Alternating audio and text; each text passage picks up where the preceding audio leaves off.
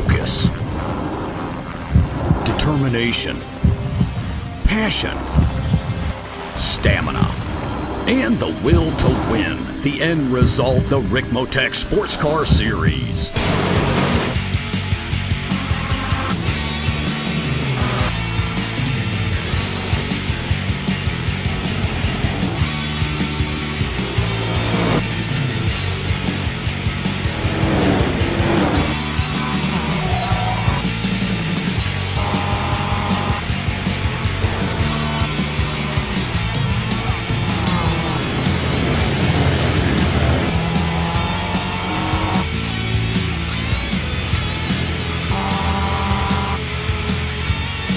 Extreme Motorsports brings you the Ricmotech Sports Car Series, brought to you by Ricmotech high-performance sim racing equipment, and in part by TD's Tree Service. Live coverage Mondays, 9 p.m. Eastern.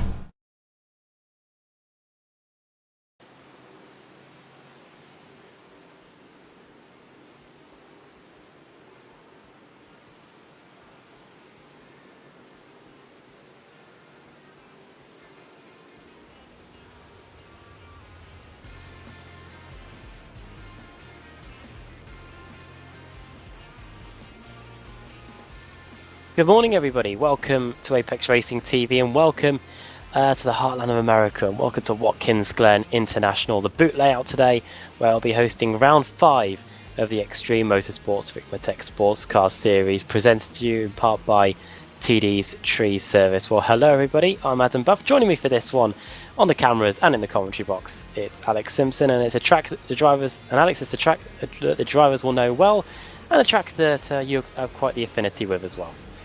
Yep, do a little bit of Watkins Glen, I have to say. Good evening or good morning, everybody.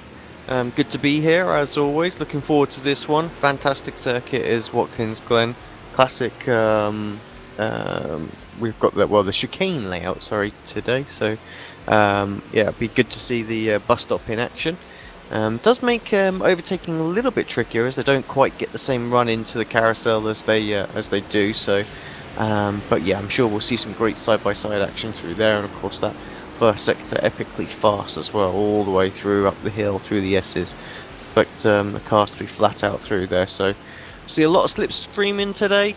Hoping for some big packs. Obviously, we always see that in the MX-5s, but I think today will be a little bit closer than we have seen in previous races as well. Very, very difficult for the lead group to try and break away here. As for the Mustangs as well, I think that's been very, very close this season. So again, I think we'll see a really good battle out there today. Well, the drivers know this track well, but if you don't, the viewer, then here's a little track guide to show you around this 5.42 kilometer circuit. Welcome, everyone, to Watkins Glen, located here in Watkins Glen, New York. Great to have you with us as we provide you your track guide today in the Ford Mustang around this 3.4-mile road course. A road course that began in 1948 by track designer and young law student Cameron Argetsinger. The original track went through 6.6 miles of the village amongst asphalt, cement, and dirt roads. Guess you could have called it the triathlon of motor racing. The track became a permanent circuit in 1956, and its first pro event was a NASCAR race, won by the great Buck Baker. Today, the Glen is more beautiful than ever and plays host to all forms of motorsports. Well, let's begin our track guide around this 3.4-mile road course as we come out of the final turn, turn 11, to head down the front straightaway here. Drivers will come out of that last corner pretty fast. They'll have a good run down here as we come across the start-finish line, down into what's known as the elbow or the 90. Turn 1, very sharp right-hander. Want to get that nose down to the apex, get a nice smooth launch. Let that car drift out wide so you can get good acceleration off that first corner. Important to get that run there as we come up through the S's in 2, 3, and 4. This is one of those sections where you keep it to the floor at your own risk. And overtaking can be quite cantankerous through there. Coming out onto the backstretch, we'll be heading down to what's known as the inner loop, or the bus stop, as a lot of drivers refer to it as. Got to get that nose planted right down at the bottom there for entry. This brings us out of the loop and into the carousel. Turn 5. right down to the bottom of that apex, let that car come out wide. As we head down the chute into what's known as the laces, turn 6. This is the boot section of the course. Get up through the gears, down into a very tight uphill right-hander here. This is known as the toe. Turn 7. Come down tight on the exits. You got room to let that car come out to the outside for good maximum off speed. Up through this short straightaway here, this takes us down to turn 8, another hard elbow right-hander. Easy on the accelerator coming out. Now back up the hill to turn 9. This brings us back out onto the NASCAR portion of the course. Oh, got a little curve there. Little short chute here. Into turn 10. Very fast corner. Got to come out wide and get that car right back to the left for the final corner on the track, turn 11. Let that car roll down in there, trail brake a little bit. Good speed off the exit to head down the front straightaway and again across the start-finish line. There's your track guide for Watkins Glen International. Thank you for being with us.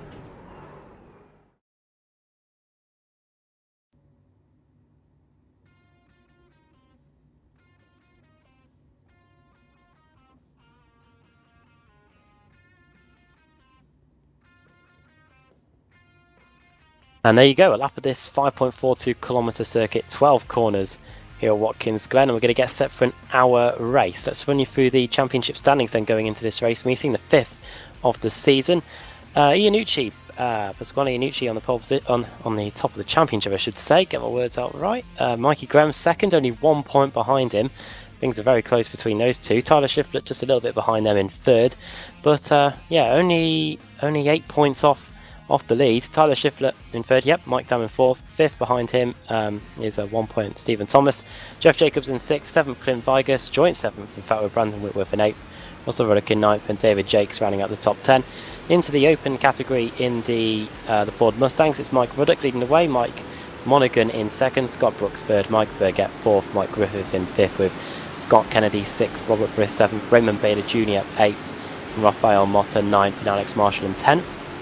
Into the Mazda MX-5s, it is Robert Hardy leading the way, 9 points ahead of John Allen, 11 points ahead of John Allen. David Payton in third, 4th Ash Beard, 5th Tom Rathjay, 6th Brian Holmes, 7th Jared Schwenke, 18th Andre Saunders, and 9th Tyler McFarlane. And finally, in the ST Open category, it's Richard Lusper leading the way there with Kip Stevens second, Chris Torman in third, Dan Carrido fourth, Edgar Sanchinelli in fifth, Mike Key sixth, David Fitzgerald in seventh, Mike Taylor eighth, Geordie Fike in ninth. Onto the pace lap then, and we're running through the starting grid.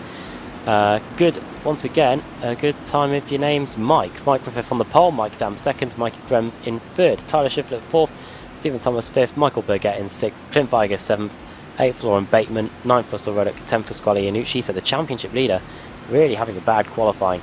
Jeff Jacobs 11th, 12th Scott Brooks, 13th Matthew Katila, 14th Mike Monaghan, 15th Mike Ruddock, 16th Robert Brist, 17th Ryan Tibbetts, and then into the Mazda MX-5s. It's Brian Holmes on pole, Ash Beard second, Rob Hartley third, all three of those guys are teammates, Richard Osborne fourth, 5th John Allen, 6th is Tyler McFarlane, 7th Dan Carrido, 8th David Payton, 9th Tom Rathjay, and 10th Andre Saunders, 11th is Chris Torman, 12th is Dave Fitzgerald, 13th Mike Taylor, and starting at the back is Kevin Ford, but I don't think he'll be taking the start. No, still in the pits, not moving, so yeah, looks like he's missing this one.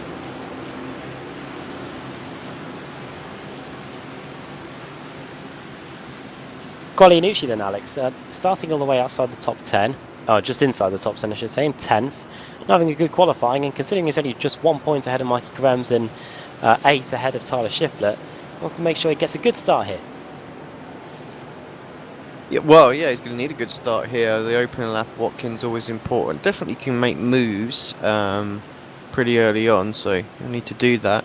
I don't know if it was just a bad qualifier or what for him there. So yeah, we'll keep an eye on him, see how he can do. Usually qualifying is strong point. We always see him towards the front in the quali. So yeah, but this is a track that, like I say, the slipstream has a huge effect on, and these cars really do. You can gain sort of good half a second a lap, if not more, with Slipstream around here. So I think he's got a good opportunity to move forward. Cars just spreading themselves out now.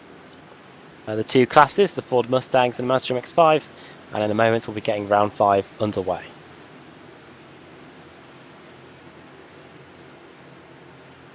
Round 5 of the Extreme Motorsports Ricmotech Sports Car Series here at Watkins Glen about to get underway. The safety car about to peel into the pit lane. One car already heading into the pits. That is Mikey Graham, so second place man in the championship, not having the best I wanted. Green flag in the air, and we're underway here at Watkins Glen International. Bump drafting already getting underway there. That's Tyler Shiflett pushing Mike Dam into the first corner. Oh, out of nowhere, that's contact, that's Vigus. Yeah, big time, and I think Iannucci was involved in that as well, wasn't he? Who was around, so... Safety car. Oh, safety car straight away deployed. Vigus with big damage. The MX-5s, of course, really not going to take the start because we're all already under safety car situation, so... Not the start that they wanted. Who was it who comes steaming in there? Came out of nowhere. Q coming in like a wrecking ball. It was, who was it actually? Was it, being on the replay, it was Lauren Bateman. Lauren Bateman, and then a secondary incident. Caught up in it big time though, that's for sure. Let's go back a bit further. And then a secondary incident occurs. Michael Burgett getting tipped into a spin by the aforementioned Lauren Bateman. Actually, no, who was it? Who was the bright green car? I'm trying to work out who it is actually. It is the Iannucci, isn't it? Ronnie Nucci, so there you go, championship leader. Well, he said he got hit from behind though. Did get hit from behind, so. Jeff Jacobs. Right, and a separate incident as well. Russell Ruddock, yeah, it was just in front actually of Vigus getting turned around. That was Michael Burgett getting hit by Lauren Bateman.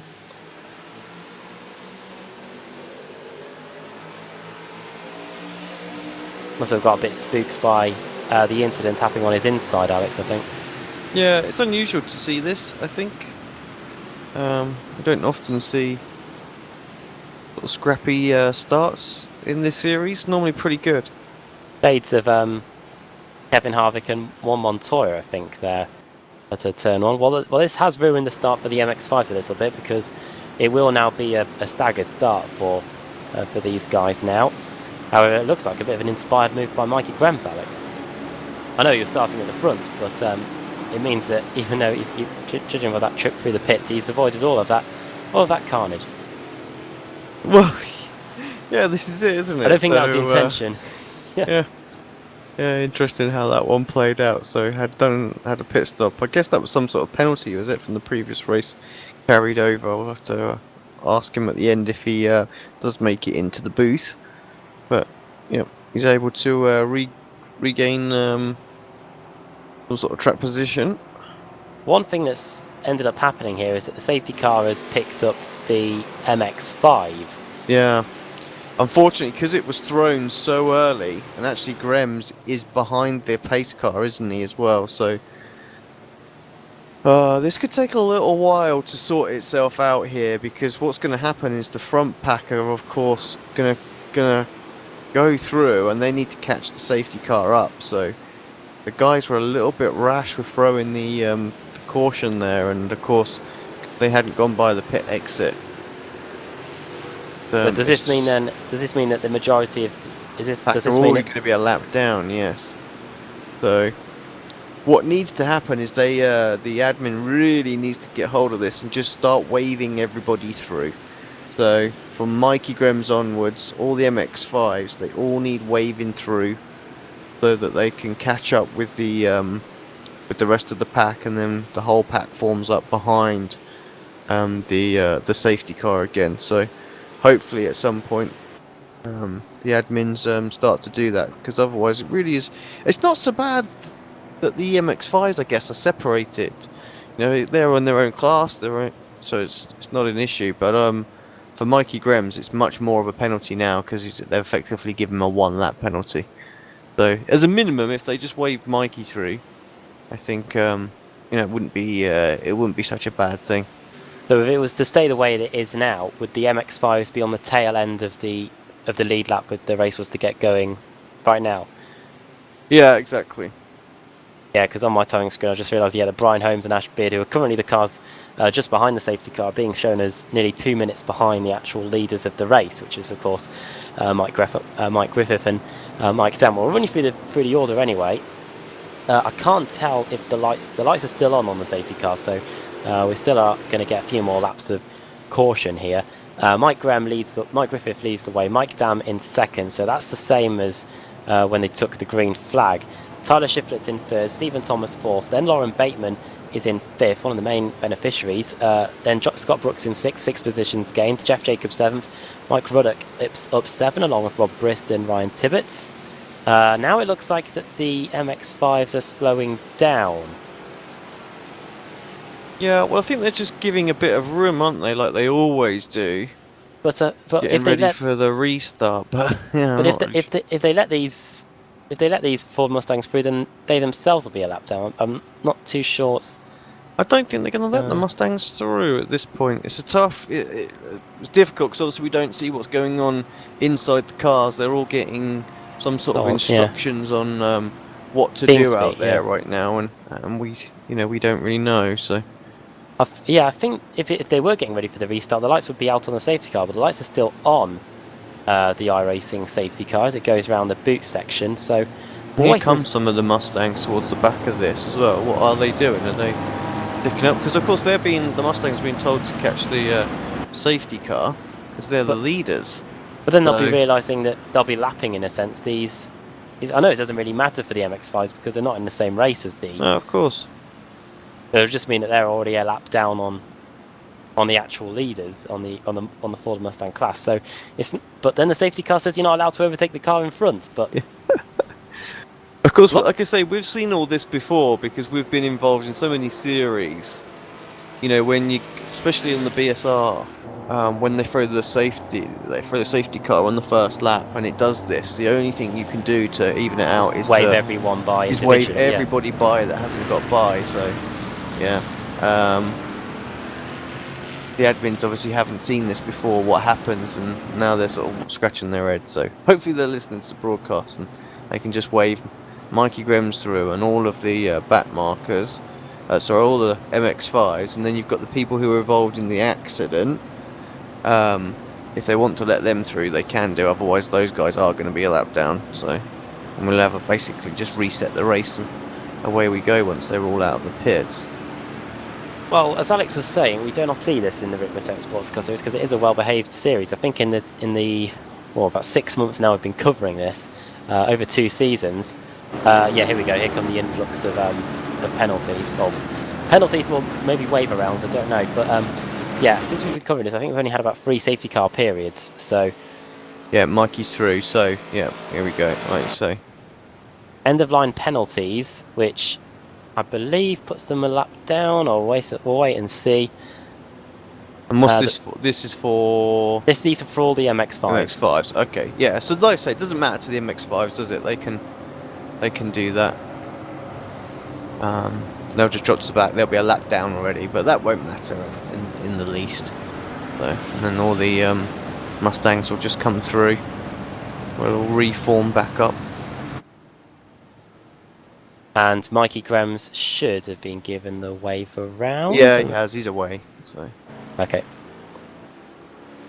He's just coming through the chute right now. There we go. Yeah, a bit of pace out of there right now. A lot of chaos unfolding here on the front straight as the Mustangs back up a bit. Bit interesting. I think those are the leaders actually. I can see. Iannucci's all of a sudden found himself in 3rd position. I don't know how that's happened, but he's coming to the pits for a 2nd time. However, he'll quickly drop down that order once everyone on the front straight's gone by. I can tell the car's in the pits. Russell Ruddock, he's been there since the start of the race, along with Mike Burgett. Mike Monaghan, I think, is back out on the circuit. Yeah, he is. But it's a lap down because of the safety car, really. So his race is ruined, really now. Matthew Katila is also in the pits. He's just leaving now. Now. Vigas as well. He looks like he's done. Car's absolutely wrecked. Katila possibly topping up the fuel, but he, as well as he along with Mike Monaghan, Alex, they're both going to be both are lapped down, and also Griffiths is slowed right up again as well, so I don't know quite what's going on here. yeah, because what we've got now is now they're getting unlapped. The Mazda MX-5s are now being unlapped, I think. So we might be having a different. We might be now doing a different plan to the one we just thought of. Yeah. Maybe they're now going to give people the wave around rather Like I than. say, that would have been the easier thing was to wave around just to get everybody back on the relevant laps. So the Mustangs are now allowing the MX-5s back through. Okay, like guys. I say, this could be this could really affect things as well. This is your race time getting eaten into here, yeah. Yeah, I mean we're 49 minutes already. You know, obviously we've got spectators wanting to see some racing going on right now. But importantly, you know, if we get to about sort of 40 minutes, we might well see these MX-5s no stop this race. You know, it could really blow the strategy out if the drivers are sensible out there. They've been really conserving the fuel and haven't been doing anything silly. Yeah, so I mean, I can see this taking another 5 minutes to sort us out at this rate. So, got cars that have got to catch back up when they get through. Well, the safety car's now come into the pits, so I presume we're just going to get the race going the way it is, and we're going to get. And the Mustangs are basically going to hang back and then lap everyone. I think that's basically what's happened. Because look at the space that Mike Griffith has now given the. Safety car's out again. So, it is descending into a bit of a farce here a bit. So the safety car will now pick up. I think this means now, Alex, that the safety car will pick up Mike Griffith. That should be what happens. Yeah, safety car's now flying away. Looks like Alex that in this new build that. Well, I thought the safety car was going about 190 kilometers an hour a few moments ago. Now he's dropped down the pace to 96. But yeah, I was about to say that iRacing have given the safety car driver a bit more gears. Yeah, because he used to stay stuck in second, didn't he? So right, so here are the MX-5 guys. They're all just sort of cruising at a reasonable rate. Well, they're going to be the first ones to pick up the safety car again, aren't they? Because they're in front on the track. Yeah. As Ash Beard almost crashes it going through the second to last corner. Safety car, right? The safety car is actually just going down, or is he going to get past the? Well, Clint Vigus is now going to get passed by the safety car. Maybe he's now being told to pick up the pace. Well, we'll just wait and see here. Tell you what, Andrew Woodhouse is missing out on something very interesting here. He's not with us tonight, but yeah, we're about a quarter of an hour through the race now. In round 5 of the Extreme Motorsports Ricmotech Sports Car Series. I guess one thing we can tell you to do is head over to ricmotech.com for your latest equipment. Have a little look at that whilst we go through this. Now Mike Griffith has had his black flags cleared. I think there'll be a lot of that because, of course, they didn't serve their end of line penalties. Yeah, end of line penalties weren't done and they weren't in the right position. So, like, almost everybody's going to need a penalty clearing as well, I think. So. Well, I'm sure the people on the East Coast wouldn't mind us just doing a complete restart, but it's now 2:20 in the morning here in the UK. Yeah, that's it's just something for the admins just to learn if they're going to throw a safety car in that first lap before the rest of the pack have gone past the exit of the pit lane.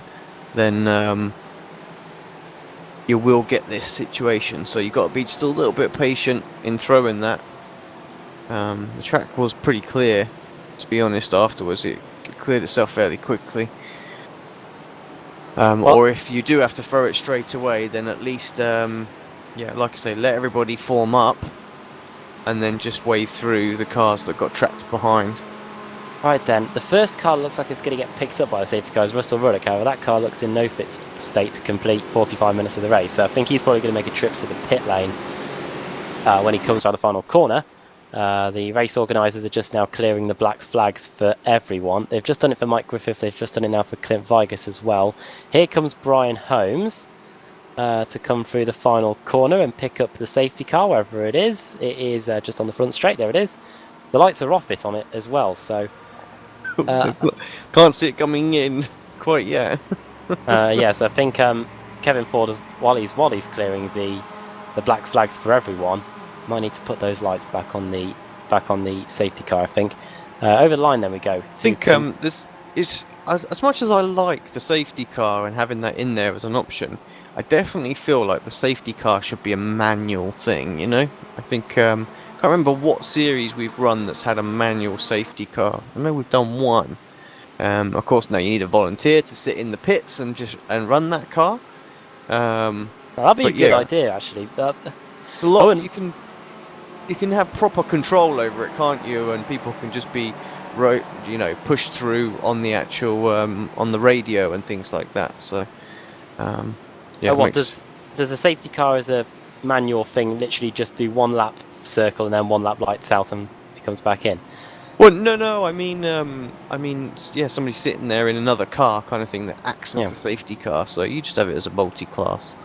You just put an extra car in there, and they could be running the rough right now in its safety car livery kind of thing, and it's just controlled via race control instead. So, it doesn't decide to come in when it wants to and things like that, and it drives at a reasonable speed as well for the rest of the pack. So, yeah. Oh, there you go. That is a pretty good idea, actually. Even if we were broadcasting, I'm sure that one of us could probably jump in the safety car because it's not exactly a Yeah. taxing job. There we go. Maybe something for next season. Driving a safety car, how about that? Well, they're trying to pass the safety car, and then they let it back through, and now they're going past it. So I think they've been given the all clear to go and overtake the safety car now. I haven't seen anything on my time screen. It says wave around. Maybe the safety car's clocks on that Brian Holmes and Ash Bid aren't actually the leaders, but we'll wait and see. The safety car is still actually coming in at the end of this lap, so they better get a move on here. Because the safety car is currently working its way down the back straight. Whereabouts are the Mustangs in all this? Mike Griffith is going hell for leather. He's about to catch catch it, so he will get there. But of course, again, it just doesn't leave any time for any of the rest of the field to bunch back up behind. So I think they should, I have to say it, but I think they should throw it one more time, just to get it in, and then they can clear it pretty quickly and get racing. But it would be good to have the field all back together again. Like I say, we're gonna have a 40-minute race rather than an hour-long race at the end of it. Well, Mike Taylor is going to be the last of the cars to pass it. Is the safety car actually a solid thing? Can you actually hit it, or is it just a see-through? Oh no, it's you can't hit it. So a lot of the time, whenever there's a safe, we're not going safety car again. not going green. whenever the safety car comes out, I have a habit of driving inside the safety car just for the hell of it. So, right, okay, so now Mike is literally formed up behind the safety car, so we've just literally got to wait for the MX-5s to catch back up onto the pack, and we will be there. And they're not a lap down now, are they? So no, they're back on the lead lap. Yeah, so that's what we want. And the lights are out on the safety car as well, so they've timed it so that this will be the last lap under safety car. Where are the MX-5s? They're only going through the bus stop now, so they are literally going to have to fly to catch it. But they should catch it, because it's only doing, what, 90k? So right then, let's take stock, shall we, as the safety car takes everyone around. We're going to get underway with less than 40 minutes to go. So we've taken away a good more than a quarter of the race distance. So Pasquale Iannucci coming into the pits for the 4th time, actually. He wants to try and get this done on a 0 stop.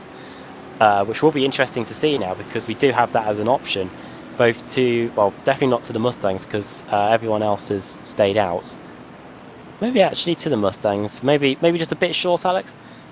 Yeah, I think she's got the best bet, because like you say, he has pitted and taken the fuel and things like that now. He might well be able to do it. Still going to be quite close. MX-5s, I think they could be done for the day. I mean, of course, they've had to pick up the pace these last couple of laps, so these are reasonable. These last couple of laps have sort of almost been at race, not quite race pace, but very close to it. So I think it's gonna be tough for them. But if they were cruising around at 90 still, for example, tucked up behind the safety car, would have said yes, no question. They'll be all no stopping. But yeah. Trying to work out what's been going on here. Tom Raffjay, David Payton, they've all been giving end-of-line penalties. Don't know why, but yeah. Well, Inucci hasn't come out of the pits. No, he hasn't, and he's now getting passed by the Mazda MX-5s as a result. He's been in the pits now for a good minute.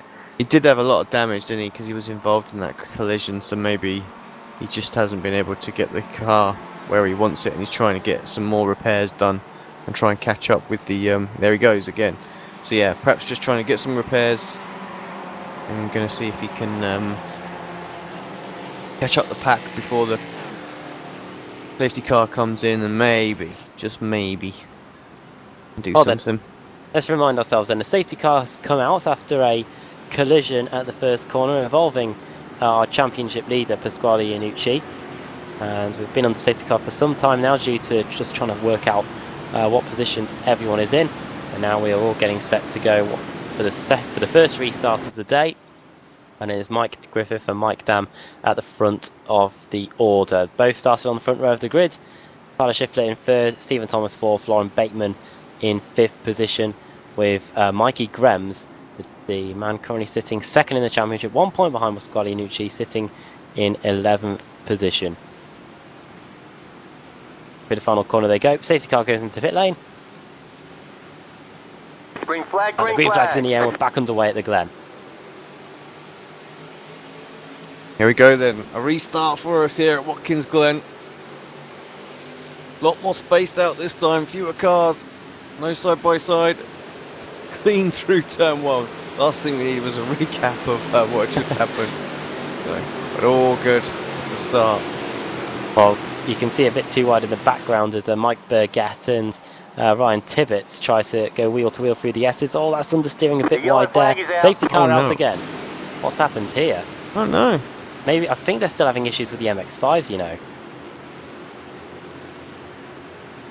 Well, we tried. Fans are going to go crazy, that's for sure. Well, I want to see some racing. That's 30 seconds. Oh, they're all checking up again. But the trouble is Brian and they haven't got to the pit lane again, so we're going to be in the same situation where they're going to be kept behind because they keep. Don't watch the safety car actually. Whereabouts is it? Is it still in the pit lane? Safety car's... I can't select it, unfortunately. Oh, I'll have a look. Safety car, or even the ambulances are flashing. Right, safety car hasn't got moving yet. Waiting to see what it does. The Brian Holmes is just going to cross the line now. Tell you what, the MX-5s are very unlucky. They haven't had a single lap of racing yet. The safety car's not moving. No, there it is. It's still there. So in the pit lane, so they carry on round. Which makes me wonder why it caught the Mazda MX-5s in the first place. Now there was, just before we got the restart going, there was a few end-of-line penalties, which I don't know what were for, and I think it was given to every single car in the Mazda MX-5 class. But then, then the race organisers have decided to throw the safety car again. And looks like this time it will pick up Mike Griffith, who's just going through the final corner now. Safety car is just getting going now. It's just leaving the pit lane, so we will pick up Mike Griffith. And this race will quickly become a half-an-hour sprint because we've got to run this lap and then we'll run another lap of 100 kilometers per hour. Right, more end-of-line penalties and more black flags being cleared. I wonder if, Alex, some of the Mazda MX-5 drivers are being handed penalties that they don't need or shouldn't be getting. this is the trouble. There's who knows what's there.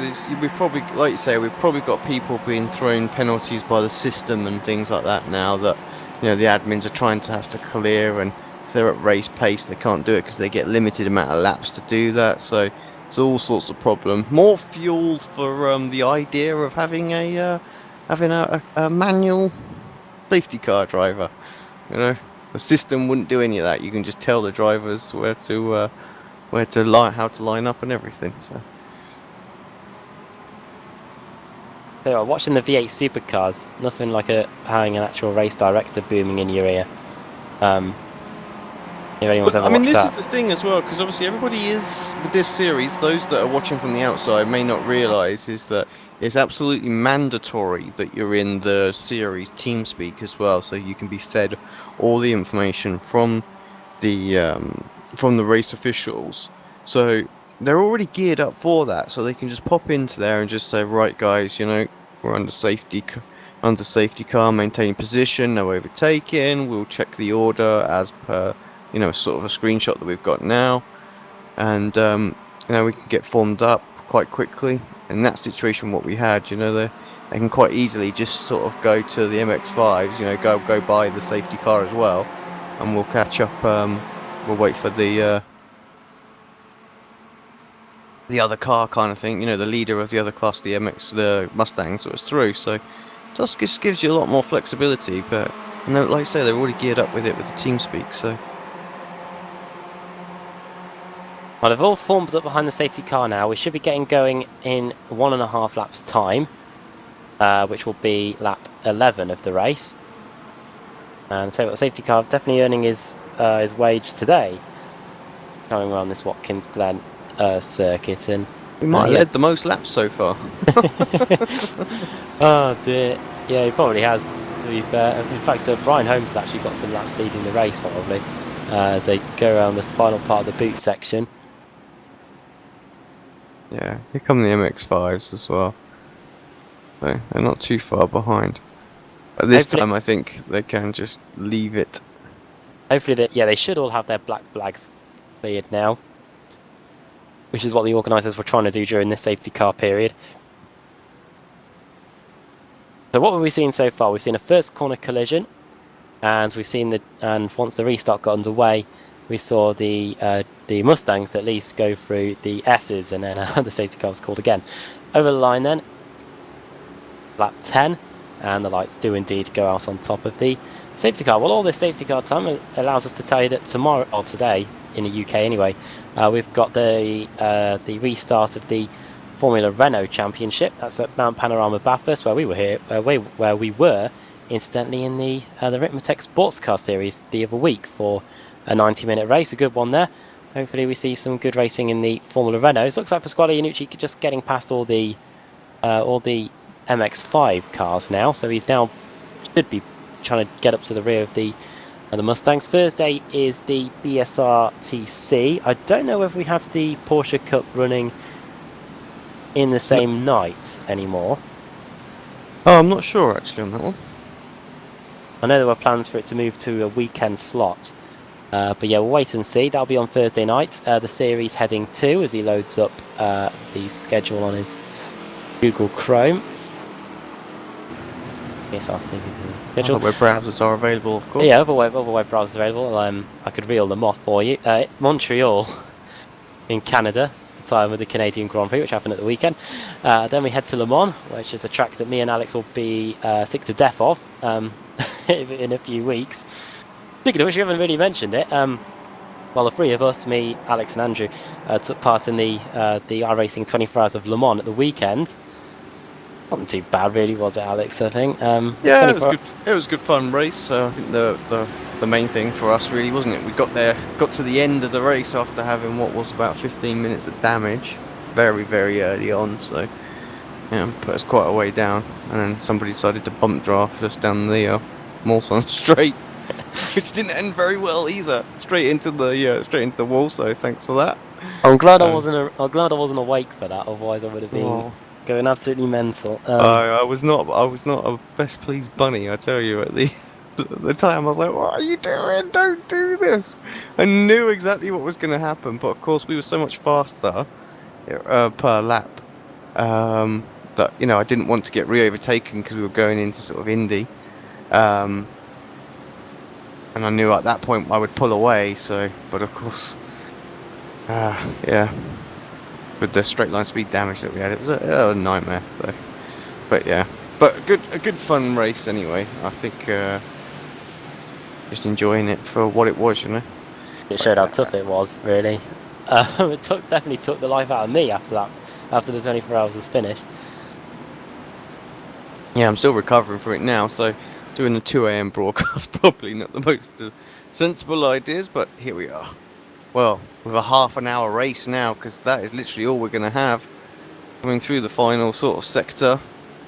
Well, this has thrown the race, the championship possibly, and the strategy wide open. What's going to happen here? We're going to get the race going for the second time, the third time on lap 11. Safety car comes into the pits. Green flag, green The flag. field's in the hands of Mike Griffith, and we're back underway at the Glen again. And the field starting to fan out already as we go into the first corner. That's a very good start by Tyler Schiffler up the inside of Mike Dam into the first corner, and the Talladega Nights livery car through into second place as we go through the right-hander. And here we go through the S's section, Alex. Yeah, I'm actually going to switch straight to the MX-5s as well because they're coming through the final corner. So this is actually the first start that these guys have actually experienced. So let's hope it's a good one as the camera pans behind the stadium. So the grandstand there, so we can't really see too much of it. But good start for Brian Holmes. Iannucci into the pits again. So his race looks like it might well be done. But yeah, finally the MX-5s actually experience some green flag conditions out there. They've finally made it through the first corner after half an hour of trying. Up the hill they go then, and I'm sure that these guys are going to probably stick together for the majority of the race. You can expect that from the Foxfoot liveried cars of Brian Holmes, Ashbeard and Rob Hartley. Know each other well from this and from the BSR Mazda MX-5, which concluded its season 2 weeks ago. Going wheel to wheel already, and Ashbeard taking the lead into the bus stop chicane, which I wasn't expecting them to do then. That caught me by surprise. Yeah, we are running the bus stop chicane layouts here. Yeah, so just the full Watkins Glen circuit, not the classic. Also the boot, the bus stop was added later on. Up to the top of the boot section for the first time then, and the end back onto the NASCAR Cup layouts. Mike Griffith already a 3/4 of a second lead over Tyler Schiffler, who's had a very good restart up to second position now, starting fourth in the grid. Mike Dam, who we usually see get better towards the end of the race, even though there's not much left of it, in third, and it looks like he's going into the pits already, Alex. So strategy, we could be seeing it getting thrown here. Mike Dam straight into the pits. Yeah, I'm really surprised some of these drivers didn't come in during all this pace car situation. As soon as they knew they were going to get another one, you know, just duck in when it's all sorted out, get that done. So, yep. Grams, you think? Sorry, who was it? It was Dan, wasn't it? Sorry. No, I mean he's having to serve this at full speed now, so he's not really going to gain much of an advantage out of it. See how long the pit stop is. Of course, this really has taken away anything of a fuel window. And interestingly enough, he's pitted so early that he could almost get passed by the MX-5s. Maybe not. Battle for the lead. Griffith versus Schiffler, actually. Into the bus stop chicane. Wheel-to-wheel stuff here. And it looks like Schiffler's going to try and take the lead. The car gets a bit squirrely on the exit. Almost goes onto the grass on the outside there. Now into the carousel at much slower speeds than they would be going on the classic layout. And this is allowing Stephen Thomas to get in the mix as well. So we've got a four-car scrap for the lead on our hands going into the boot section. Yeah, Watkins always good for that, and the MX-5s are just as close as well as Holmes is exchanging positions once again with Beard. Beard really slow on the outside there, and actually Hartley I think might well get by before the bus stop as well. Guys will be communicating with each other, all three of them teammates. They don't want to collide with each other. That will be not ideal. And yeah, Brian Holmes leading, Ashbeard second, Rob Hartley third.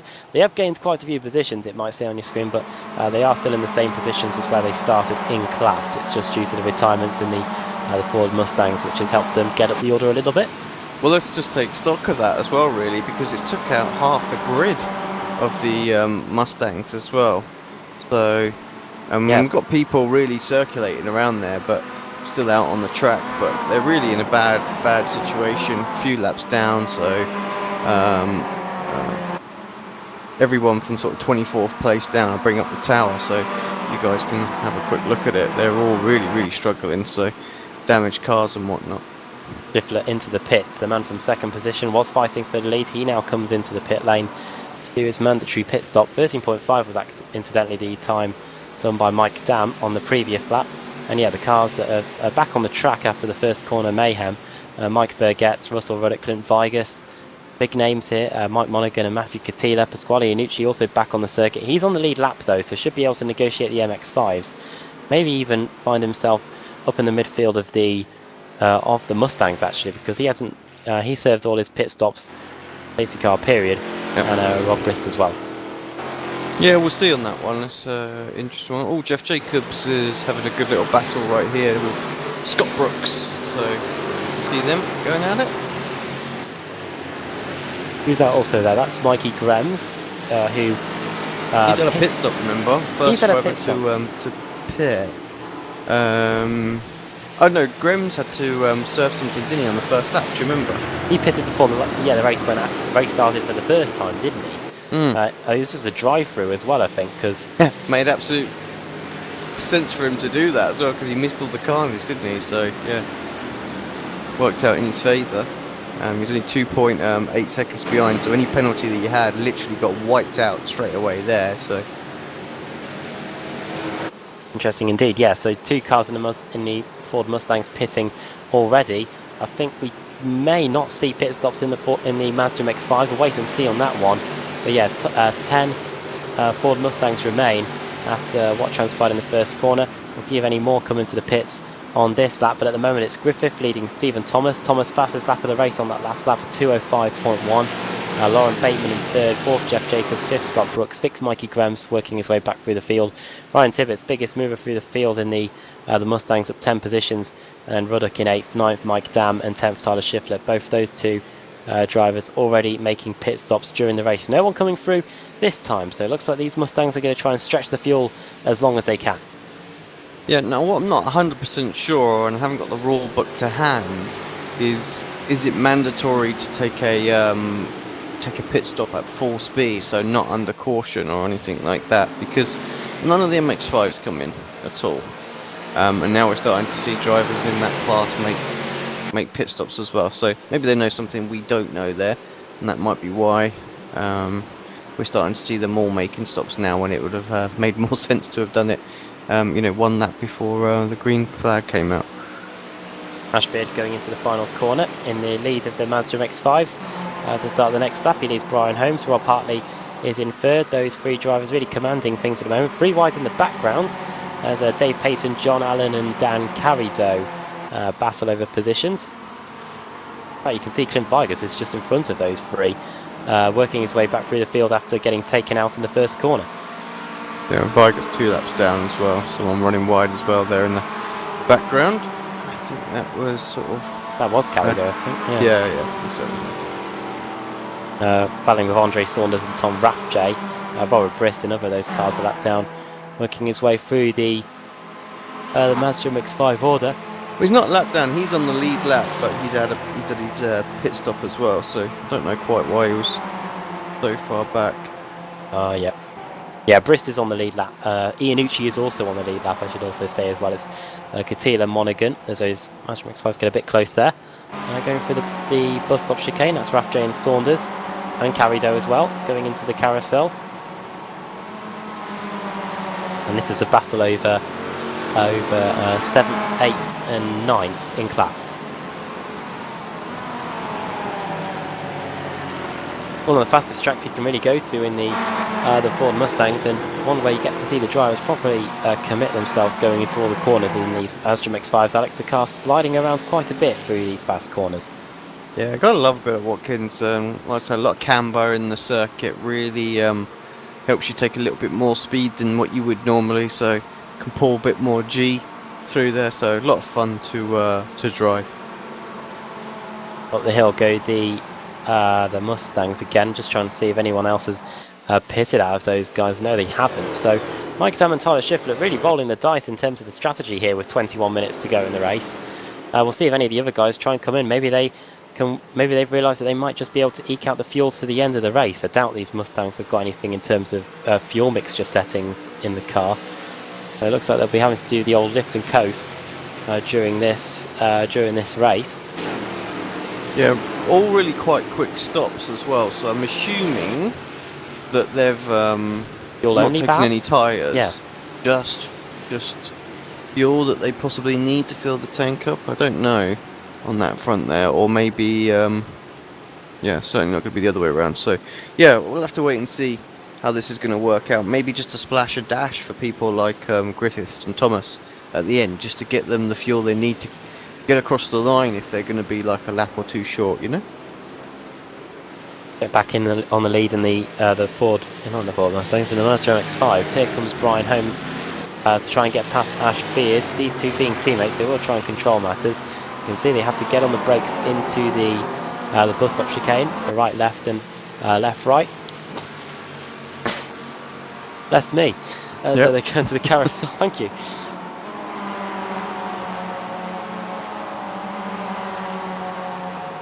But yeah, they look pretty comfortable, don't they? John Allen 1.8 seconds behind, actually lapping slightly quicker than Rob Hartley that lap as well. But there's a little gap forming up, desperately trying to get a little bit of toe.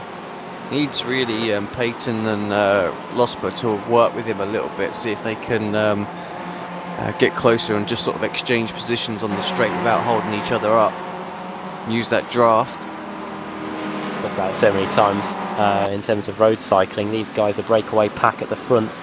Beard, Holmes and Hartley and Allen and Peyton trying to work as the peloton to try and get themselves back in the fight here in what looks to be a zero-stop race for these MX-5s and possibly for the Mustangs. I'm guessing it's not mandatory. Maybe they just limited the fuel to 60% or something. Yeah, that's what I'm pretty sure. That's what they do based on the figures they send us via email from the admin. So, but I think in this particular case, it's going to be it's going to be a bit touch and go. I still think for the Mustangs, because they have had a few restarts and got to full pace, and they've had to do a few laps where they've circulated around at a reasonable pace. So I can't honestly see them making it. That's why we've seen the likes of Schiffler and co sort of come in already. So, but I might be wrong.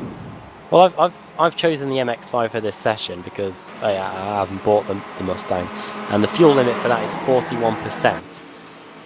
So it'll be interesting to see. Look how close these MX-5s are now. We're going to go three wide, viewers, three teammates as well, maybe three wide as Rob Hartley gets out. Brian Holmes, I should say, gets out of it. We're going to go three wide again into the bus stop. Oh dear! Up the inside goes Rob Hartley. Into second goes Brian Holmes, and down to third goes Ash Beard. And Ash Beard almost getting cut adrift there from his teammates now. You can see the top two got a little bit of an advantage. It lost them a bit of time because on the live timing, Allen certainly got a little bit closer, and they're going to want to stop doing that because right now they're keeping Allen at bay. But I tell you, if he gets within that sort of 1 second barrier or around that, he will pick up a substantial draft, and I would expect that 3-car pack that's chasing him down to catch up, and we'll have a 6-car battle. And there's only 17.5 minutes of this race to go, so it's it's very short now, and maybe that's why they're racing. Holmes having a little look up the inside of Hartley. He wants the lead of this race. On the inside he goes into the heel, I think it is, of the boot section, and up to the top. Thank you. I haven't got a direct map to hand. Up the inside he goes, back onto the cup layout. Yeah, a lot of curb getting taken there by Rob Hartley as well. Runs that wide onto the curb, and yeah, you can see Dave Peyton and John Allen are slowly getting there. They're there. Losper's still 1 second behind them, so he needs to have the last sector of his life to make sure that he doesn't lose the pack here. That was wide for Hartley coming off the final corner. Didn't quite get the run that he wanted, and you saw Holmes definitely could have an opportunity for a look up the inside of turn 1. Sometimes not worth it because usually the driver in second place gets just as good a run through and up the hill and through the S's, of course, and you get overtaken straight away. So you really got time when you do that move. And actually, Hartley took a crazy amount of speed going in there, run very wide, but just managed to get the car back onto the track before he got the off track. And here they go again, 3 wide. Yeah, they seem to get a bit of a gap on John Allen during that opening sector, but Allen and Peyton now able to work together, nearly 3 wide again as Beard takes second place, maybe even takes the lead. No, he doesn't. Going into the bus stop chicane, you can see there 1, 2, 3, 4, 5 in class. Holmes leading Beard, Rob Hartley in third, then Allen fourth, and then in fifth is Dave Peyton, the Canadian, working his way through, and Brian Holmes and Ash Beard, the 2 British representatives on the grid. Did a good job here in the early hours of the morning. Going through the boot section, one one more time. They're on lap 17 of the race, but that being said, they haven't had too many laps of actual racing, and judging from the fact we've only got a quarter of an hour to go, they could be making it on a 0 stop. I wonder if Mike Dam and Tyler Schiffler know something that the other drivers don't, because we've only got 15 minutes left. Mike Dam and Schiffler going for the early strategy. Mike Ruddock now making his visit to the pits. Maybe we're going to see a very late flurry by the guys inside the top 5. Yeah, I get the feeling we're going to see the Mustangs pit almost guaranteed, all of them. So, Dam knows just as well as everyone whether the car can make it, even with fuel saving. So, be my judge on that one. Crash. He was in fairly quickly. Oh, what? And a car out. He's towed back. Andre Saunders. Yeah. Oh dear. Now that is a crash you don't want to have. Going on the exit of the downhill section in the boot. Runs the understeers, I think. The camber doesn't help, of course. Understeers off, then onto the grass, then tries to get going and kind of goes into the wall, which undoubtedly has broken the suspension, and that is him done. Yeah, not the greatest of comebacks for Saunders, of course, a past previous champion of this series. So, yeah, a season to forget for him, I feel. Also, this is the last day, I should also mention, of the build. Well, actually, it's not the last day, is it? It's the end of week 13. Last day of the build week, yeah. Yeah, so I'm sure will this be the updated MX-5, Alex, at their I racing? will, yeah, definitely. So, as far as I can tell from the release notes, the only thing that's changed on the MX-5 is the update to sort of like the lockup physics. That was changed on all cars, I believe, and tyres. So every car seems to have got affected, even those on slightly older tyre models. Yeah, so shouldn't be a huge amount of difference, but it can affect the way the car drives. It's a lot easier now when you lock up to still make the corners, but I guess the MX-5 not too bad with that anyway. Yeah, just looking, the only thing that's been updated for it specifically is the season setups have been updated. So yeah, nothing in terms of the car. And Andre Saunders, yeah, out of the race. One of the former champions of the series. We'll check back in the Ford Mustangs then. We haven't seen what's been going on in the lead in a while. Mike Griffith leading Stephen Thomas, 0.6 of a second between those guys, and 5 seconds back it is Lauren Bateman in third. Tell you what, this is a bit of an upseat and a topsy-turvy results at the moment. We don't often see some of these guys up near the front. Bateman in third, got 5 positions. Mikey Graham still trying to get back all those positions that he lost. He was on the front row, Mikey Graham. I know he was on the second row, Mikey Graham's, but had that drive-through penalty he served at the end of the formation lap, and is now working his way back out. Has been working his way back ever since. But good battle unfolding here between Grahams and Bateman. For that third position. It's into the pits, Alex, come the Mazda MX-5s. Well, there you go. We thought it was a possibility, but clearly not. Yeah, so Holmes in, so's Hartley. Well, there you go. Ash Beard stays out. Maybe they should have pitted under safety car. Maybe they should have. But then again, they weren't to know that so many safety cars were going to get thrown. Dan Carrido in, Rob Hartley in, Brian Holmes in, and Mike Taylor all come in the Mazda MX-5s. This leaves Ash Beard out on his own a little bit now. He is the leader in the class as he just gets passed by Robert Brist there, who's cleared all the MX-5 traffic now. We'll see what pit stops they do. John Allen 9.2. Very quick stop there. What's going on? This looks like Stephen Thomas into the pits. Yeah, it is. Thomas is in. Griffith. And Griffith's in. So here they come. Grahams takes the lead. Jeff Jacobs up to second, and into the pits comes Griffith, Thomas, Bateman, and Scott Brooks. It's going to be a race between the two pit crews then. Griffith versus Thomas. Who's going to come out on top? Oh, overshooting the pit box there. That was Bateman, I think. The Gulf Racing Ford Mustang. Here, Mike Griffith. Oh, very quick stop by both of the guys at the front. What were the times? 13.5 for that was for Dam. 15.4 for Griffith, and 15.7 for Thomas. And Mike Dam leapfrogs both of these guys. Nothing in it, and like you say, Dam's the one that's got the advantage. Now, of course, Dam had that very early stop, is he going to be able to make it? Remember, he pitted on lap 1, wasn't it? So Yeah, he pitted the first lap back after green, didn't yeah, he? I'm not sure he's going to be able to make it either. Well, We might see him pit in a lap or so's time. he pitted with about half an hour to go, Alex, though, didn't he? So Did he? yeah, he pitted the first lap back under Oh, full of course, green. yes, it was first lap back on. Why am I thinking it was first lap on the start of the race? Yes, you're right. He might well be able to. And that makes sense as to why he's there. He's only just sort of ahead of them and not. Yeah, because he should have it would have been in the same position as Mike Griffiths, who. Not Griffiths. Who was it? Who pitted on? Who come in on and missed all of the traffic on lap 1? Oh, that was Griffith, but I think it was just a slow. It was just a drive-through penalty. I didn't see any. He hasn't got any time on my my pit lane or pit stop. So. Yeah. And no, it was Grems. It was Mikey Grems, wasn't it? Oh yeah, Mikey Grems. Yeah, Yeah, that was, yeah. Has he got a pit stop time on your timing, Alex? Yeah, it was 22.3 seconds, so I don't know if okay. that was a penalty. It looks like Jacobs coming into the pit this time, but Grems continues around.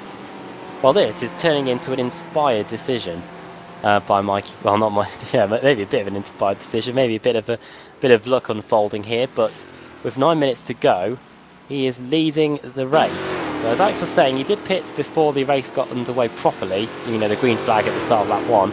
So he's had to carry that fuel through the safety car periods and through this this green flag period. So he's the one to watch in terms of who can make it home. Jacobs comes in now, should be past 10.7 seconds stop. That is very quick from Jeff Jacobs. Where's he going to emerge? He's going to emerge behind Tyler Shiflett in 6th position. That's still 5 positions gained for Jeff Jacobs. Pretty good late stop from him. He just wants to make sure that he can get quick, back. but he doesn't look like he's gained anything at all from where he was. Yeah, not sure on that one. Wonder if that was just like a bit of a timing glitch on the system there, because he sort of come out roughly where he was. Yeah, 10.7 seconds stop by Jacobs. Maybe you'd have thought the 5 or 6 seconds that he's just gained there, it'd have been right in with them, but he was definitely closer than that. Well, it looks like we've got split strategy going on at the moment in the Mazda MX-5s. We're still waiting for 1, 2, 3, 4 drivers to come in. And speaking of that, into the bid. Yeah, he's in. So Beard stays out. Who's that? Beard's in, Alex. Is that Losbar or Tim? I think it's Tim. Tom, sorry. Payton stays out. Beard and Losbar in, I think. Yeah, Losbar. So those two now making their pit stop. Payton goes around, so the Canadian takes the lead in the Mazda MX-5's class. Is Tom Rathje coming in? He is as well. So all we are waiting on in terms of pit stops are just Mikey Grems and David Payton. And they've got 7 minutes to serve their pit stops, which isn't too many laps if you think about it. It's a 2.5 minute lap in the MX-5s, and a just over a 2 minute lap in the pits. Into the pits comes Mikey Grems then. So the man who came in for that pit stop at the very start of the race comes into the pits with 7 minutes to go. How long is this pit stop going to be, and where will he emerge? When he pitted, he was in 4th position, Mikey Grems. Mike Dam will take the lead back, and Mike Griffith should take 2nd position. Will Mikey Grems, be able to get himself into 3rd position? We're about to find out. Fuel goes in, no tyres needed. Like you say, Dam's going to come out as your overall leader in this one, and he pitted, didn't he? Like you say, on the first lap back of the restart of the race. Grems has lost that big time here, hasn't he? It was a good decision. Very slow stop for Grems. He's going to come out. Well, he's behind Jeff Jacobs, who was in front of him. Behind him through the just before he pitted. So goes to show that he did make up some time there. Yeah, Griffith was 4th. No, sorry, Mikey Grems was 4th when too many mics when he came into the pits. He has now found himself in 6th position. It wasn't especially slow time. Mike Dam did 13.5, but that was just after the race got restarted. Mikey Grems doing a 13-second stop. So he's got a bit of work to do inside the final 6 minutes. That's about three or so laps left of the race. Of course, he will be quick for these as well. Well, no, he won't be, will he? He hasn't taken any tyres. It's just fuel, isn't it? So he's obviously a quick driver because he qualified 3rd on the grid. So we'll see what he can do about Jeff Jacobs, who isn't too far in front of him now. David Payton comes into the pits as well in the the Mazda MX-5, so everyone's now pitted. There goes our idea of no stops. John Allen leads the MX-5s. Yeah. Sorry, no, he doesn't. That's David Payton at the moment, but he'll be due in, and he is into the pits now. So Alan's going to take it. Now, it's worth pointing out he had a 9.4 second stop. There goes Payton in the background. He wasn't really with the guys at the front, was he? This trio. Yeah, he's really nailed the fuel. So let's hope he's not gone too short on it. Hope he's got that number right. 5 minutes to go. He's got himself a 3-second lead here. Very good. Yeah, he was just on the reaches, just outside the reach of the top three. John Allen, as Rob Hartley and Brian Holmes go wheel to wheel down the back straight here. Looks like Hartley, the man from Carolina, is going to take that second position back, going into the bus stop chicane. Those top three, or those three Foxfoot cars, did a very good job. Brian Holmes with the yellow roll cage, Hartley with the yellow roll cage, Brian Holmes with the blue roll cage, and Ash Beard with the red roll cage. Those are the ways of identifying them. They're just going into the boot section for their 22nd lap. In terms of stint lengths, I can tell you in the Ford Mustangs, Mike Dam, this is his 11th lap on in his stint, in comparison to Mike Griffith, who's been on the stint now for 3 laps. Tyler Schiffler, another long runner, on the stint for 10 laps now. And of course, Mikey Graham's only just coming for that pit stop. He's just on his 2nd lap now in his stint with 4 minutes to go. I think when Mike Dam gets back round to the line, Alex, we should have 2 laps to go. Indeed, yeah, it's going to be a good little showdown. Tyler Schiffler, Stephen Thomas, very, very close. Just to remind everybody what happened at the start of the race, obviously we had a big crash that caused some confusion with the safety car, and yeah, we had about 30 minutes worth of caution running just to get all the fields and penalties and everything reset. So it's been an absolute sprint race today here at Watkins Glen, and once again, just to remind you that you're watching the Ricmotech Sports Car Series. Head on over to ricmotech.com for all your sim racing hardware requirements. About this actually, as we go up to the top of the hill, we are used to sprint races here on Apex Racing TV, and we've got one here. 3 minutes to go, and yeah, Tyler Schiffler versus Stephen Thomas for a spot on the podium here. See what lap times like between these two as we come around the final corner to start what will be the penultimate lap here at Watkins Glen. Got a good run on the exit there, Tyler Schiffler. We'll see if he can do anything of it. This Ford Mustang isn't the most efficient for slipstreaming in the world. They go across the line.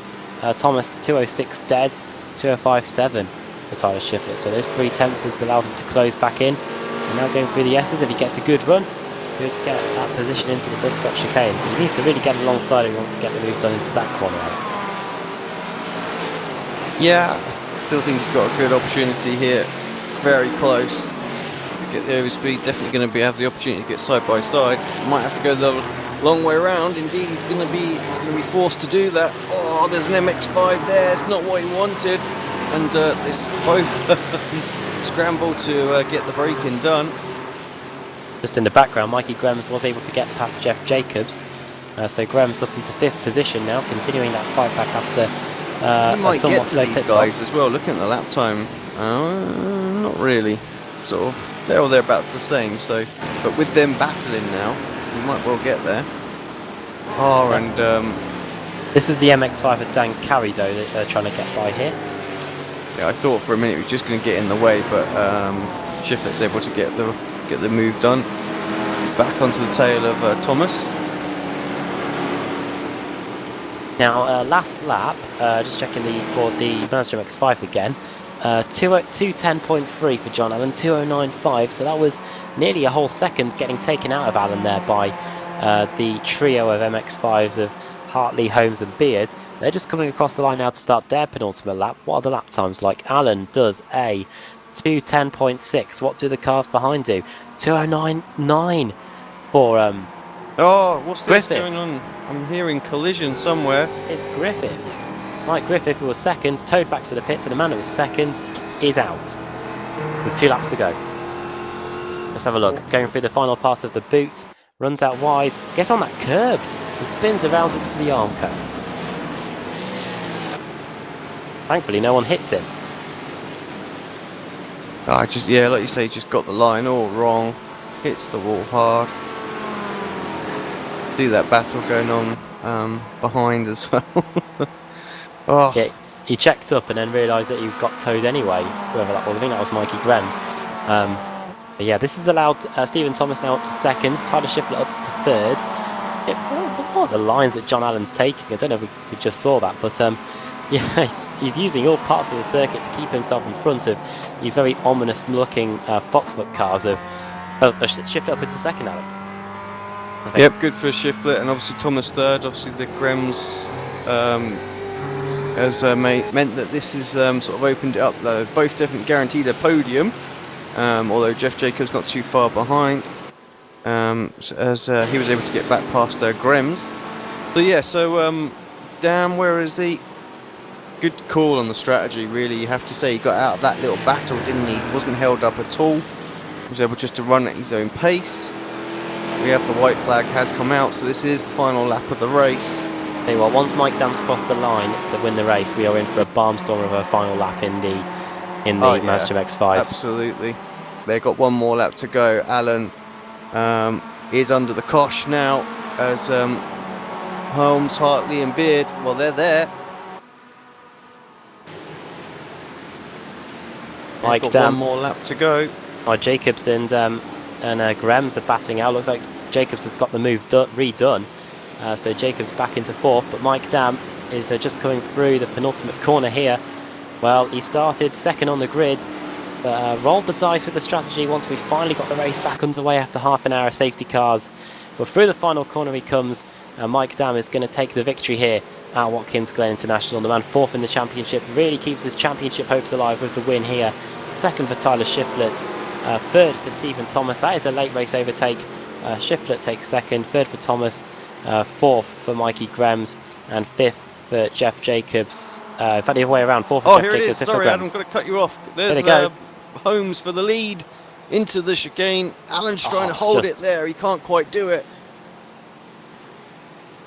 And yeah, Brian Holmes retakes the lead. John Allen down to 2nd position.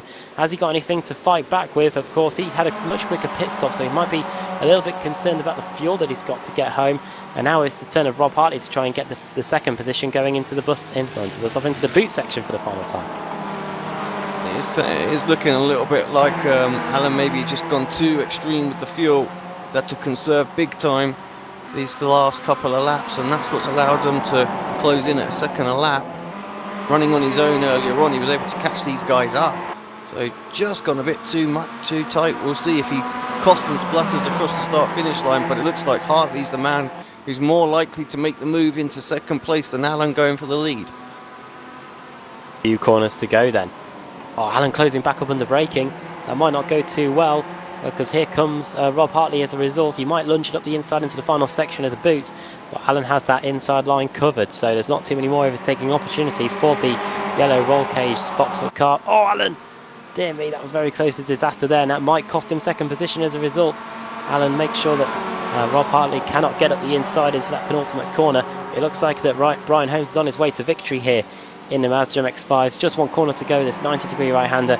Through it they go, we run out wide, and onto the final straight we go, and Brian Holmes is going to take the Mazda MX-5 victory. 2nd should just about go to John Allen. It was a drag race between him and Hartley, and Beard ends up taking best of the rest in 4th. Great little finish there, and I think Allen was... I think he is spluttering now. Let me just quickly get on board if we can. Here, he's going to... Oh no, he seems okay. Oh no, yeah, he is spluttering. So that's how close he was on fuel. So he had to do a bit of saving. You've got to throw the dice, I think, haven't you? Because it could have well have won him the race. But he probably needed 1 litre more of fuel, and he'd have been absolutely safe. Whether that would have meant that he would have got the gap that he had, I don't know. But a great race nonetheless. Well, it turned from a 1 hour race to a 30-minute race after the safety cars we had, but Yeah, great race, even though that happened. Let's run you through the finishing order then from round 5 of the Extreme Motorsports Ricmotech Sports Car Series, brought to you in part by TD's Tree Service. Mike Dam, the Canadian, takes the win here. Tyler Schiffler for second, third for Stephen Thomas, fourth for Jeff Jacobs, fifth Mikey Grems. Couldn't get back to just towards the front in time after that early stop before the race even got going. Sixth for Lauren Bateman, seventh Scott Brooks, eighth Michael Ruddock, and a ninth Robert Brist. Race victory in the Mazda MX-5s for Brian Holmes, second John Allen, third for Rob Hartley, fourth for Ash Beard, and then Pasquale Nucci in his Ford Mustang. He did get going again after five pit stops. Dave Payson in fifth in the Mazda MX-5s. Mike Griffith, well, we saw what happened to him late on. He still got 16th place as a result and finished ahead of quite a few of the Mazda MX-5s. Tom Rathje in 6th, 7th Dan Carido, 8th Richard Losber, 9th Mike Taylor, and 10th Chris Torman. Matthew Katila finished in the end in 12th in the Ford Mustangs, 22nd overall, 1 lap down. Mike Monaghan as well, 1 lap down. Dave Fitzgerald also a lap down in his Mazda MX-5. Clint Vigers 2 laps down. That contacts at the start really did give him a lot of damage. These Ford Mustangs do seem to really take a beating here and get quite a lot of damage as a result. Russell Ruddock 3 laps down, Mike Burgett 5 laps down, Ryan Tibbetts as well 7 laps down. Andre Saunders, we saw what happened to him just on the exit of the boot on the downhill section, and also out Tyler McFarlane and yeah, Kevin Ford, being a very busy admin here today. Indeed. Right, we're going to rattle through the interviews very, very quickly. So first up, Adam, you're with the winner, Mike Dam. Well, Mike Dam, well, that's not your usual Ricmotech Sports Car Series race. No, it wasn't. That was weird for sure. What was the plan then? Half an hour to go. Presumably the Mustang couldn't make it on fuel. You decided to go for the early roll of the dice and come in straight away. Yeah, no, I had about 4.5 gallons left, which is about 3 short. So I figured with 30 minutes left, I could make it on a full tank. So I pit as soon as I could. I didn't need tires because my tires weren't really worn. So I had a super quick pit stop. I think it was like 12 seconds or something. And then I ran in clean air the whole time. And I hoped that I was going to come out in front. With the amount of safety car laps that we had, could you have pitted during that period and made it back? Probably, but yeah, I think it worked out the way it played out. So yeah, I don't think I would have done it a different way. Looking at the schedule for next week, series heading to, make sure I get this right again. We head to Sonoma Raceway for a 60-minute race. Yeah, thoughts on that track? Yeah, that'll be an interesting one. It's not one that gets done very often, so it'll probably be a little bit of an adjustment for a lot of us. So yeah, we'll see how that works out. It should be good. Just before we let you go, quick shout out to anybody? Yeah, I'd like to thank all the drivers for making this series what it is. It wouldn't be the same without them. And I'd like to thank the admins, Kevin and Jeff, especially tonight. They put a lot of work in during the race to get us all back together again. So it worked out great. And yeah, I'd like to thank all our sponsors and you guys for broadcasting. No problem. Well, yeah, well done on the win, Mike Dam. And yeah, hopefully we get to chat to you again next week. Yeah, thank you. Mike Dam there. Alex, Stephen Thomas is with you.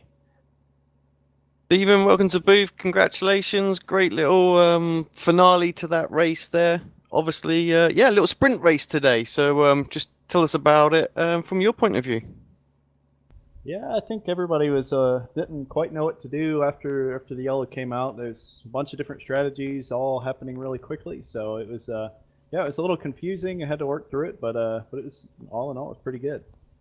What was your mind doing during the safety car period? Were you thinking about doing some sort of alternate strategy, or did you just think, well, we'll just take it as far as we can and splash and dash at the end? Yeah, that's what I was hoping to do. I was a little concerned when I saw Mike pull off and then Tyler pulled off a little bit early. That was a little concerning, and I think one of the guys took tires, and that probably ended up working out pretty well for him. But yeah, it was a little bit different. But Splash and Dash was definitely the game plan.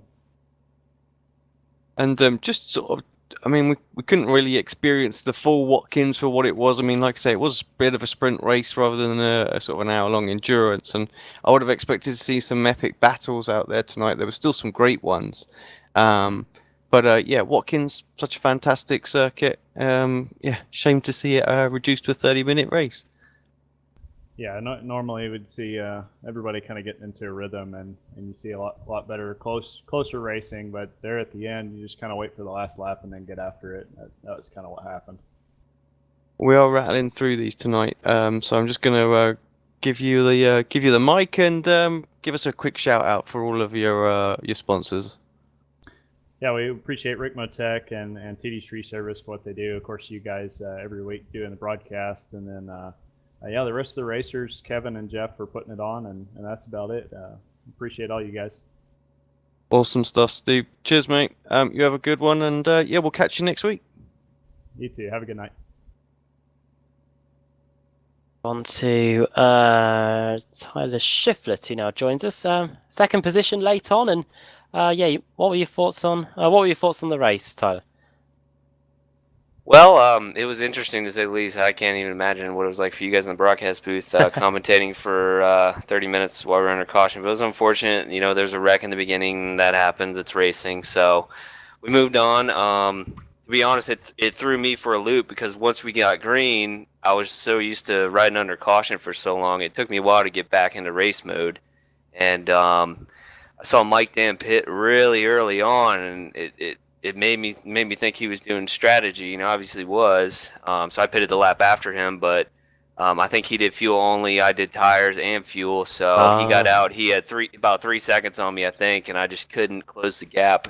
And then when Steven and Griffith came out, they were ahead of me too. I was able to chase Steven down and pass him on the last lap, but I only got by Griffith because he unfortunately had some misfortune there. But yeah, all in all, good race. I'll take second any day to Mike Dam. Yeah, just going through the final part of the boot section, you would have seen yeah, Mike Griffith off. You didn't have to adjust your line too much, I think. No, and actually I didn't see him because I had a windshield full of Steven, and I didn't see him until I passed him. He was facing the other direction, just in a cloud of smoke. So thankfully Steven steered me through the wreck, and got pretty fortunate there. Thankful we didn't end the race with a nasty collision there. Next week then, Sonoma. Thoughts on that track? To be honest, Adam, I've never raced there, so I need to put in some work this week. I've recently got a new racing cockpit Obuto and a new set of Finitech pedals, so I'm gonna be putting through those through the paces and learning the track. So it'll be interesting to see how it all plays out. I know it's a finesse track, so yeah, slow in, fast out. Well, before we let you go, do you want to send a quick shout out to anybody? Yeah, absolutely. Thanks to all the race admins. Thanks to Ricmotech and TD's Tree Service. Thanks to Apex for doing the broadcast. You guys do a great job week in and week out. And shout out to the family. Thanks, guys.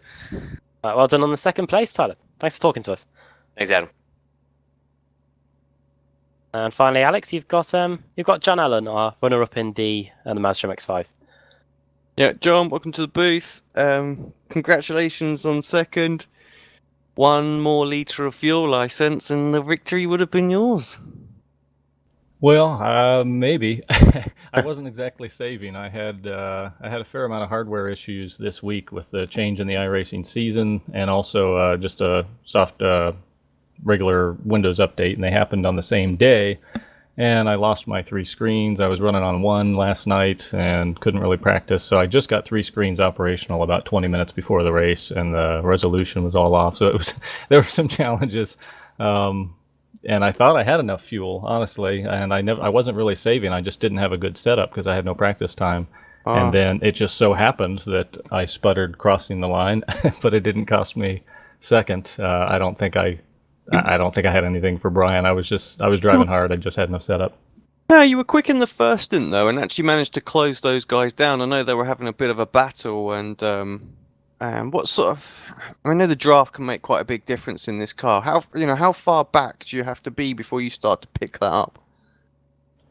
Here on the longer straights, it's almost 2 seconds. It makes a bigger difference on the uphill, I think, too.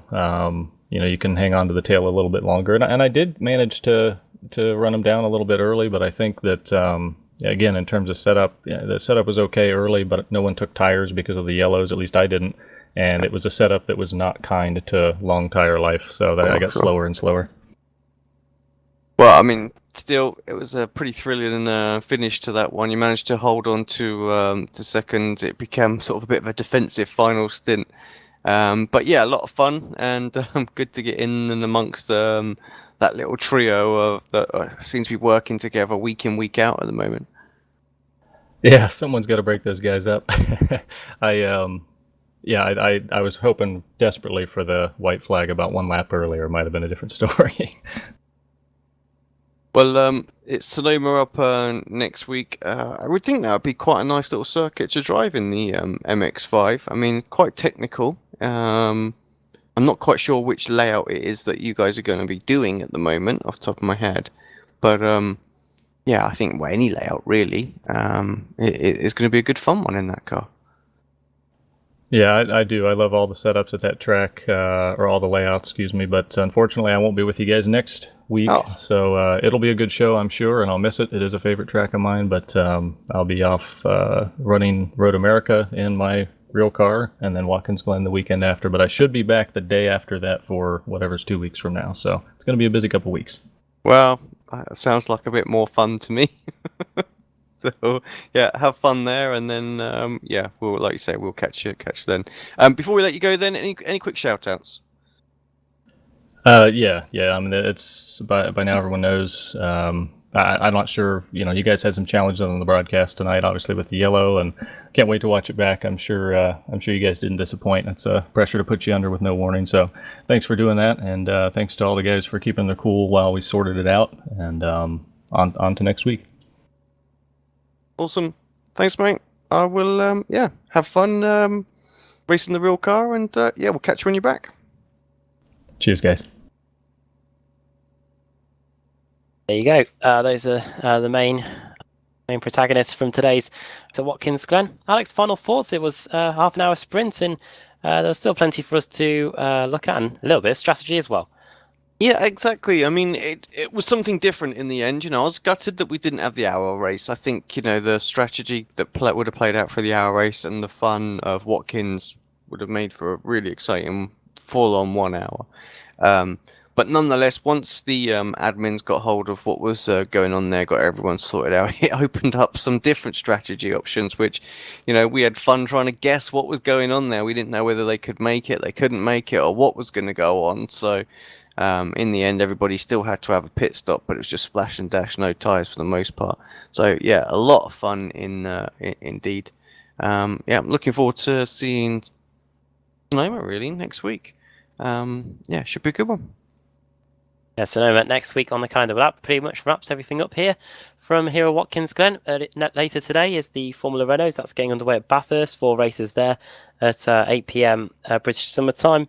And yeah, BSR-TC as always on Thursday nights, and the weekend coverage as well resumes in earnest with the new iRacing build. So my thanks to Alex for joining me here through the night on the cameras and on the commentary box on Apex Racing TV. And yeah, thanks for watching the Ricmotech Sports, the Extreme Motorsports Ricmotech Sports Car Series, brought to you in parts by TD's Tree Service. We'll see you at Sonoma, same time next week. From all of us here, good night to you all.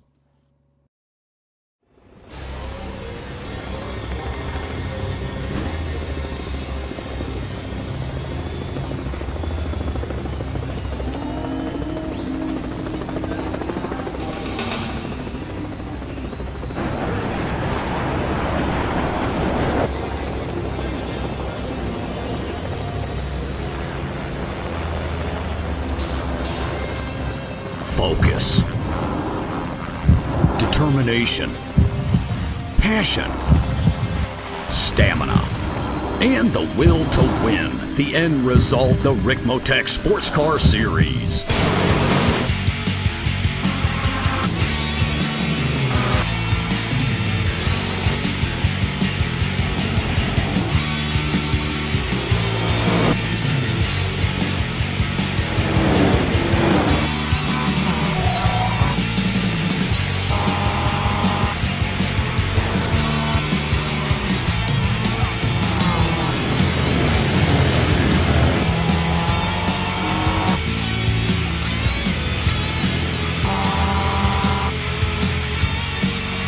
Extreme Motorsports brings you the Ricmotech Sports Car Series, brought to you by Ricmotech High Performance Sim Racing Equipment, and in part by TD's Tree Service. Live coverage Mondays, 9 p.m. Eastern.